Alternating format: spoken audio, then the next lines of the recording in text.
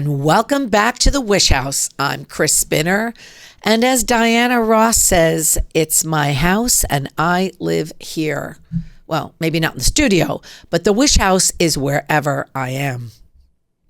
Welcome back to our journey of 1,000 miles, my story, our story of autism, how it affected our lives and how we affected its life.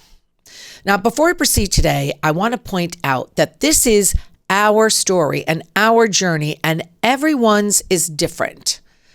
There's a saying, if you've seen one person with autism, you've seen one person with autism. Like snowflakes, no two are alike. When Anthony was first diagnosed, there were many different categories and labels to define the different levels of affectation. Today, it's called autism spectrum disorder. And the National Institute of Mental Health says on their opening page of the website, autism spectrum disorder is a neurological and developmental disorder that affects how people interact with others, communicate, learn, and behave. Although autism can be diagnosed at any age, it is described as a developmental disorder because symptoms generally appear in the first 2 years of life. And I think it's important for me to say this out loud because in these present times, autism has become front and center in the spotlight, which is so great because it's my son's developmental condition. So I'm cheerleading for the fact that autism is not being pushed to the end of the line. And it's certainly my hope that good, solid research, conversation, understanding, and acceptance continues as we move forward in our society.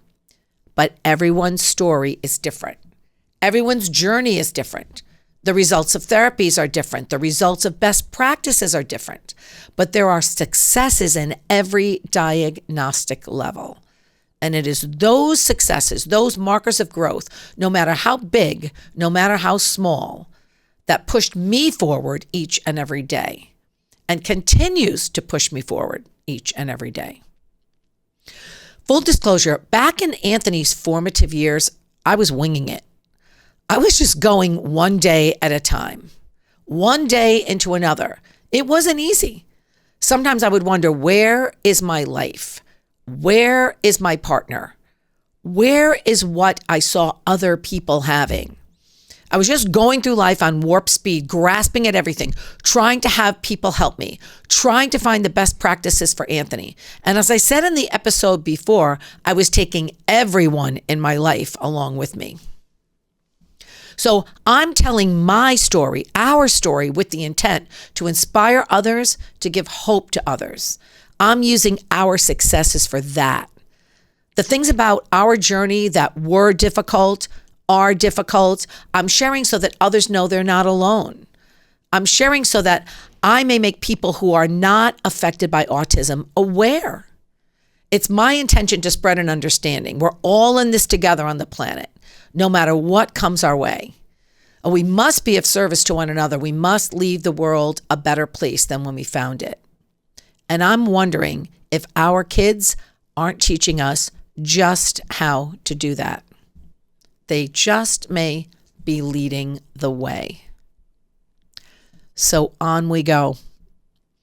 I like to think of this as a connector episode from early to later elementary years. I'm going to start by saying one of the perks of being a teacher is that when your students grow up, they can fit back into your life in many profound ways. I didn't lose touch with a great number of my students. And when I needed babysitters for Anthony, my once elementary school cuties were now seniors in high school, headed to college and looking for jobs. And I was just the gal to employ them. I started out with a few young people whose families I was close with. We were still living in the apartment on the Hudson River when my team came to work for Anthony and I. But where I was living wasn't that convenient for where all of the kids lived. My girls were living in the same town that I was teaching in. And there really was not a direct route to get to my home. And that, coupled with traffic on the parkway, was always crazy. We were always a step ahead, trying to get there before Anthony got off a bus or began another therapy session. So one day, out of the mouth of these kind of grown-up babes, came the suggestion that we move to the same town that I was teaching in, the same town where most of my sitters were living. So the students became the teacher, and it turned out to be the best move we ever made. The girls found us an apartment with the help of their parents. Anthony was 7, and I found a nice apartment on the first floor of a house with a backyard smack in the middle of the community that I had taught in for about 17 years. The apartment was a few blocks from my work, and it felt ideal. I felt like we had a home base for my cottage industry called Anthony's Life. And new surroundings were just the things that we needed. I was a little concerned, though, that Anthony would find the new surroundings upsetting. But after a few days of some tears and finding his footing, he did really well. And it seemed like everything good was coming out of that time. I was employing so many young high school and college kids to watch Anthony, and having them made life easier for me so I could hold down my full-time job and the church job that I still had that was helping me to make ends meet. There wasn't much time for a personal life. And honestly, I had devoted my whole life to Anthony. There are always choices to be made, and I made mine. No regrets. I really couldn't imagine balancing a relationship and Anthony. I had no energy and pretty much no desire to take on another person in my personal life, in my personal space. Of course, all my friends were telling me the right guy would be able to help me balance that, but I didn't have the energy or interest to go looking for the right guy. I wasn't lonely. I had plenty of friends.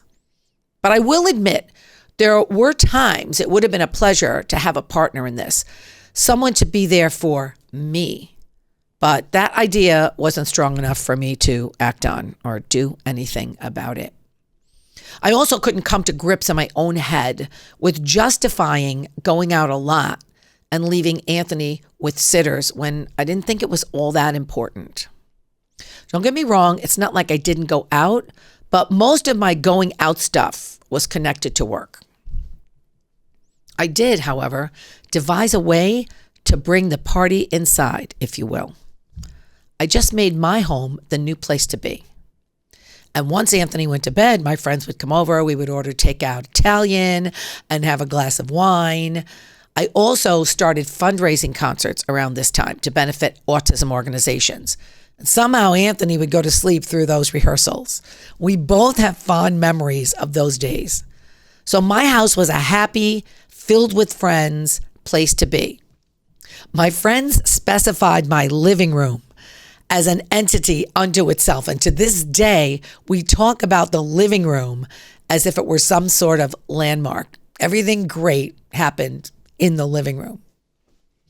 By this time, Anthony was attending the BOCES programs for special education classes, and I was continuing to supplement at home. When the sitters would come after school, there was a complete schedule of not only activities, but other learning opportunities for Anthony. Learning never stopped, and I was truly able to balance because of the flexibility of my schedule at work and my proximity to work. I fit food shopping in my lunch hour. I was able to do things before school. Anthony was beginning to have neighborhood friends, especially our good friend Allie. Shout out to Miss Allie for bringing her crew along to our cookie baking sessions, our Halloween parties, and the mini band rehearsals in my living room. So you see, when Anthony was in the 4th grade, he was able to join our school band. He didn't come to school in our district, but he was eligible because he lived in the district. Now, I had played clarinet for a considerable amount of years, so that was the instrument that I chose for him to start on so I could teach him at home. Many people wondered why I didn't start him on the piano because that was my major instrument, but I wanted Anthony to have an instrument that he could fit in with other kids and be part of the wider picture. And much to my surprise, I guess I knew Anthony would be good at it, but he aced it. Since he didn't go to our districted elementary school, which was coincidentally where I taught, I was teaching him all the band selections at home. And I was able to arrange my work schedule to pick him up in the next town at his school for a few band rehearsals with the kids before the actual concert during the concert week. But in between, the kids would come to our house and we would have band rehearsals in my living room. Quirky, out of the norm, a lot of times hard to focus, lots of words, but minimal conversation skills, definitely stressful, but we made it work. And the neighborhood kids were great. I'm telling you, you ask kids and they will rise to the occasion. I was creating the life for Anthony that I so desperately wanted him to have. And he was having a lot of it. Still winging it, still dragging everybody along, determined to have role models for Anthony, determined to give him what everybody else had. But I dare say he was having a positive effect on the kids around him as well. Today, all these years later, the kids will tell me that. And I never forget they're adding to his life in the way that they did. When Anthony was in the 5th grade, I saw an advertisement in a magazine for a Taekwondo class for kids with special needs. It sounded fun, a new piece for Anthony, so we went. And in a God wink moment, you know what that is? It's kind of a serendipitous full circle moment. We walked in the door and the instructor was Laura, our ABA angel from early intervention days. Talk about walking into a new place, taking the risk, and feeling like you had just fallen into the arms of destiny. I remember that first day we were there, and after the hugs and the reconnection and her surprise to see Anthony so grown up, the class began. Once all the kids were somewhat paying attention, she asked each one of them their name, and then she wrote it on a chalkboard. And when it was Anthony's turn, he said, "Chicka-Chicka Boom Boom," because he had been hyper fixated on the children's book of the same name. Sometimes those moments would sting. Always the attempt to fit Anthony into the world, a world that almost always seemed foreign to him until he got to know the lay of the land. But Mr. Chicka-Chicka Boom Boom and I were on the precipice of a new phase. We were headed into the preteen years. It didn't take me long to become friendly with all the moms whose kids were in that Taekwondo class. The class was a little more up north in the county from where we lived, and all of these moms lived in that area, and all of the kids went to school together. But they had quite the extensive special needs recreation program in that area, and the moms insisted that Anthony and I join their crew. Anthony was getting older now, so just like any typical kid, we started spending Saturdays at the sports clinics, readying for Special Olympics, Thursday afternoon craft classes, and conversation groups. And as we got closer to summer, the moms insisted that Anthony spend the upcoming summer in the day camp sponsored by that recreation program. Now that was a big change for us. We had spent every summer at my mom's, but it made sense. Anthony was getting ready for middle school, and I did feel it was time for new adventures, a little more independence, time for some more experiences, time for some more discovery. Turned out to be a